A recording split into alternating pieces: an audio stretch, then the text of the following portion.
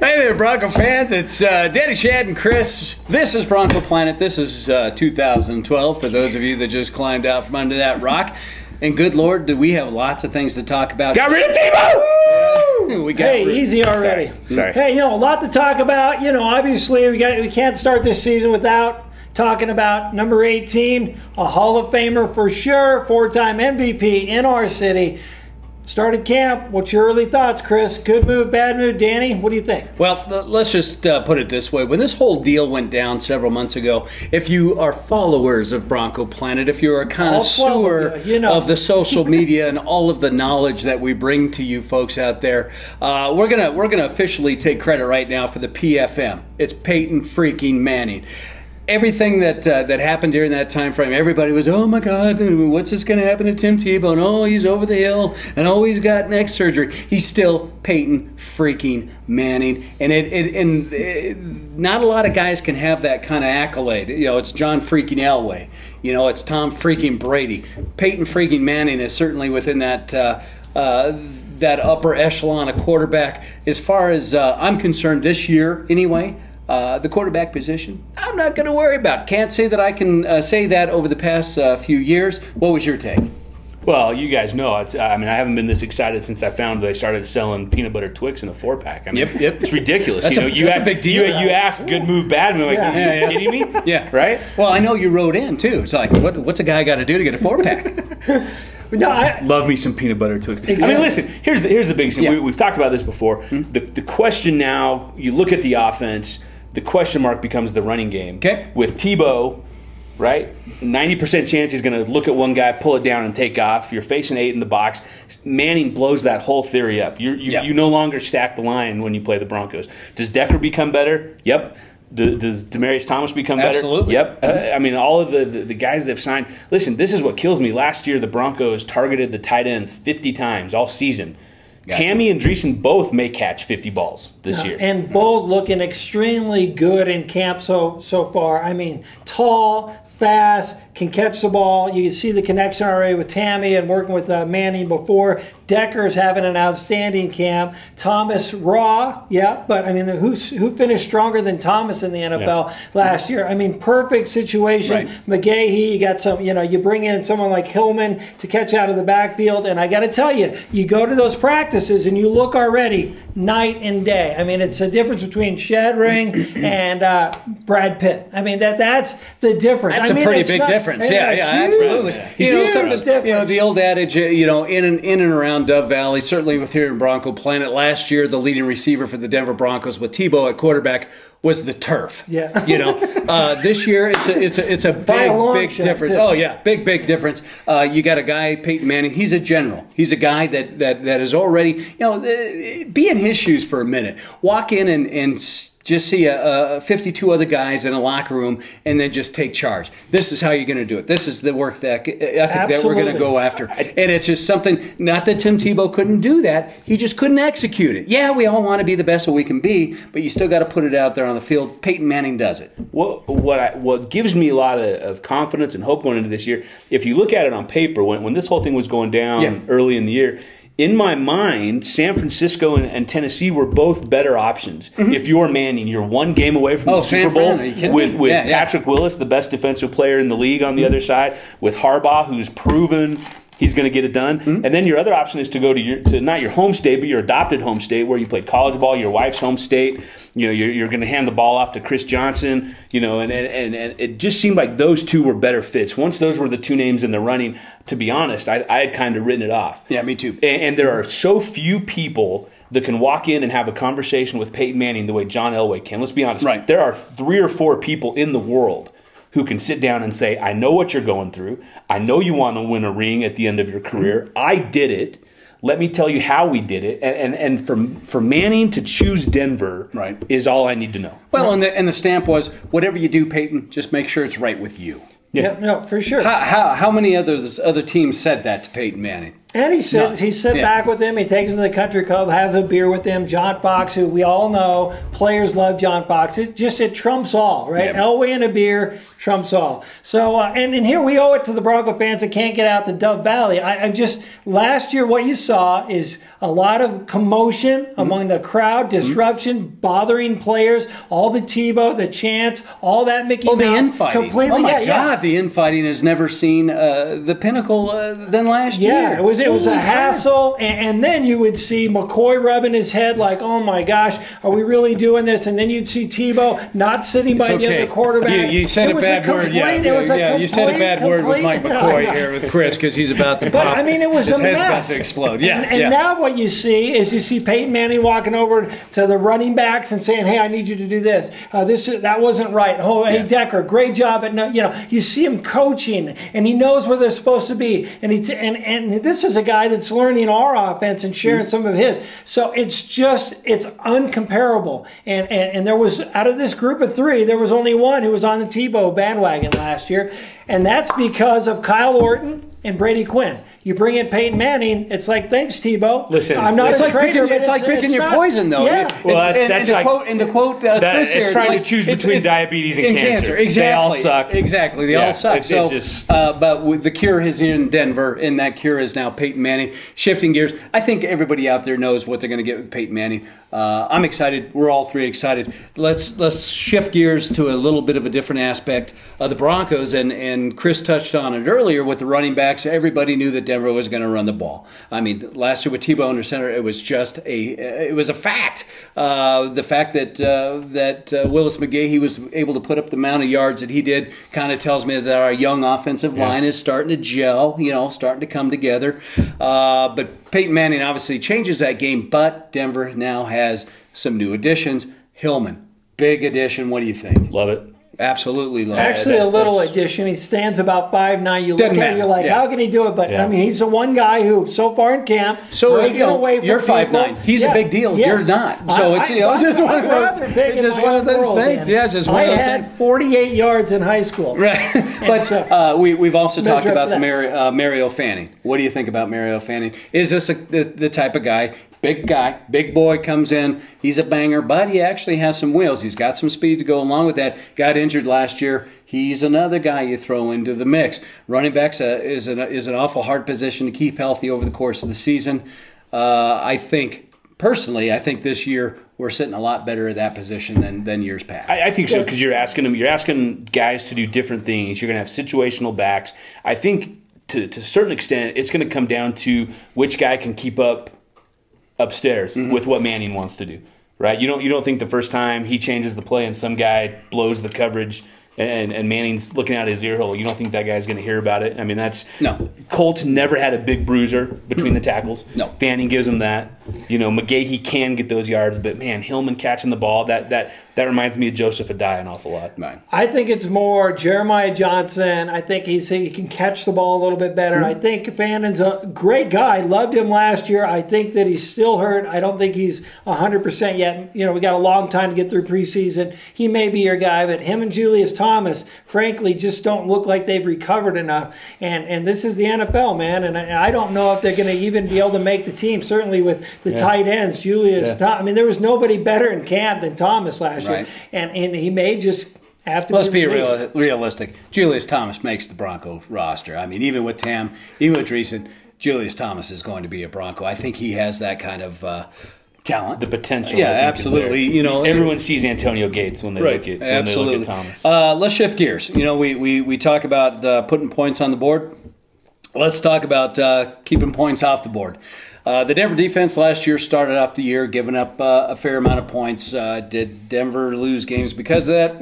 Maybe a little bit, but obviously the problem was we couldn't put points up on the board. Season goes along. Denver gets a little bit better, and all of a sudden, the average points per game starts coming down lower and lower and lower. And lo and behold, the offseason, Denver goes out and signs a guy like Jack Del Rio.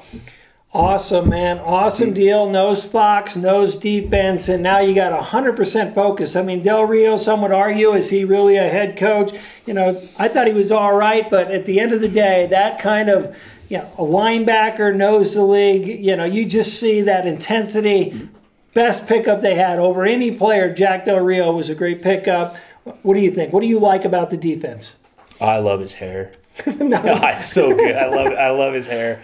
The defense is, I mean, this is three guys here, folks. Jealous. I'm married. One man's hair, and I'm with you. Magnificent hair, it's beautiful hair. There's no question the defense is better. Yeah. Even personnel, even if there were no changes in personnel, the defense is better. Yeah. Now you bring in to certain extent some of the guys in the secondary, Florence, Tracy Porter, maybe. Yeah, it's probably an upgrade over Goodman, who was, good at letting guys run by him and then catch the ball. I mean, I think the question, I think, is how do you get through this first 6-game stretch minus DJ Williams? DJ, yeah. Oh, let's just hit that real quick. You just brought it up. Who's hot, who's not?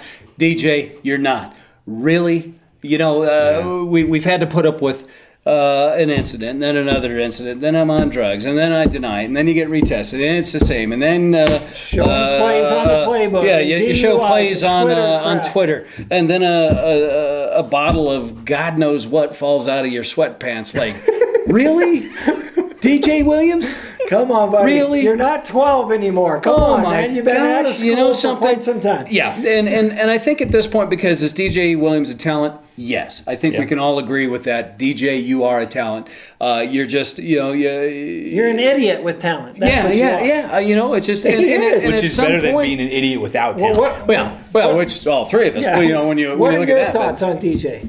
Well, this goes back to what side of the fence do you want to be on? Do you want a roster full of good guys? Do you want to win football games? Okay, we're not.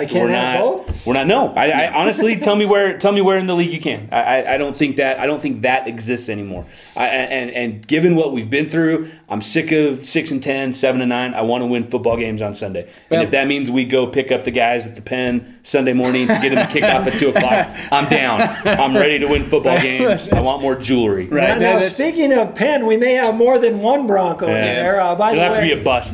So let's talk about the dunce move of the offseason. A little bit about Elvis Dumervil. I mean, come on. I expect goofiness from DJ Williams, but, I mean, our all-pro former NFL sack leader, he's pissed off because somebody cut you off in traffic. I mean, let's get out. Right. And I don't know what happened. We don't know all the facts yet. I've read the police report, but it swarms of stupidity, and I'm so disappointed it's disappointing because when he has 3 sacks in week 1, or how disappointed are you? Yeah, I totally have this. We all want to have the moral side of the conversation. It's time to let's call it what it is. When that happens, if guilty, how many sacks is he going to get? Which is fine, but when that happens, I'll tell you right now, I will have a sudden case of amnesia.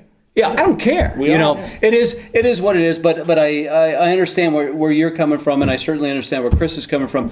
We just got to keep these guys out of South Beach. Let's just be honest. Yeah. Good God, every contract, every bad thing comes out of South Beach. You can't go. Your home's here. You are here. You don't ever. You could go down to Colfax, and good God, that's the worst place on earth to be. It's called Denny Nagel. Yeah, and say hi to Prater while you're down there. By the way. Moving on from Shotgun Willies. We got a lot. But listen, you bring up Prater. And if there's another big season, but if there's an unseen strength of this team, something we never talk about, there's not a better duo in the league. Yeah, I got kicking the ball. If the return game falls into place, and I've seen a lot of depth charts that have Decker as the main punt returner, which doesn't thrill me. Whether it's Sidquan Thomas, whoever it may be, but boy, the way the field position game works now, with how many games, and for as crappy as Tebow, for as bad as Tebow was, how many games did Prater win? Don't tell me how many games Tebow won. Tell me how many games Prater won. He's 50-plus yard. Yeah, he's overlooked. He's a kicker. I mean, he's not the son of God. So it's just one of those things. And Britton Colquitt, to your point, who came on this set here, could have been ever follow Shad into his basement. Could have been an MVP for that team last year. No doubt. For as much as John Fox relied on the punt last year, no doubt. Just outstanding year. Great guy. Prater kind of a little unsung too. Good. Prater got his deal. He's going to be Bronco long term. That was kind of a when you talk about our offseason with the Peyton Manning, and the all of the Jack Del Rios and everything gets overshadowed, and you look at a guy at the kicker position, generally gets dismissed. That's a big deal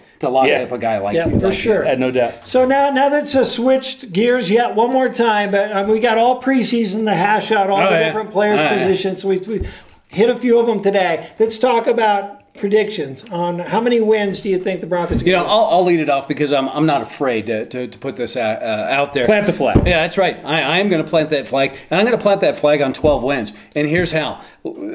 12 wins to me has Peyton Manning's mark all over it. I am so turned on right now. That expectation is already there. We already know over Peyton Manning's career what he puts up every week as far as points for. We know that the Denver Bronco defense has gotten better. I see 12 wins in the future. We're going to have a couple of tough games. We've got Pittsburgh. We've got New Orleans. We've got those guys out of New England, but I think this is going to be a whole different Denver Bronco team this year, simply because the offense is different. The offense is productive. God, that's just it's so weird to say. Can't be. But we also have a better defense. 12 wins is where I'm going to put my thing on and run in the AFC West. 6-0 in the AFC West. The AFC West has gotten better. Let's a duck is a duck, and it is. The Chiefs have obviously gotten a little better. San Diego, they're still San Diego. They've had some losses. They've had some additions. Vincent Jackson, bye-bye. But, they've managed in their offseason to put together a little something.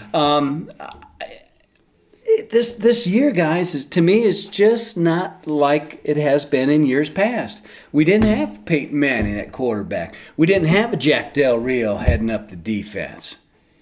I can put my stamp on 12 and say, I feel pretty good about that. Well, you're a little more optimistic. I appreciate that as a diehard fan, but I don't know. I think they were a very average team last year. Had some great wins, but you look at a lot of those games that were missing key players. Cutler's out, Forte's out, Adrian Peterson's out, Jamal Charles is out. We had the Tebow mystique working last year and helped the Broncos out a lot. But I'm telling you, mystique is a French for mistake. So go ahead. It's a French word for Marion Barber running out of bounds is what it is. How many coincidences? Without that, we missed the playoffs, and we're not having half of this conversation. So had that not so you got to factor in that, and then you got to factor in the NFL's second toughest schedule. I just can't. How does that happen? My heart goes for you, the NFL. Really, the second hardest. So for my heart's at 12. Realistically, I say 9, and I think they win 4 out of 6 roughly. It's just a. So that's 7 losses. Who you pinging 7 losses on? There's a lot of good teams. Atlanta, I just landed 3. Houston, pretty good team. Saints, pretty good team. Going to Kansas City, who's got Jamal Charles back, Moyaki, the tight end, Eric Berry back. All those guys.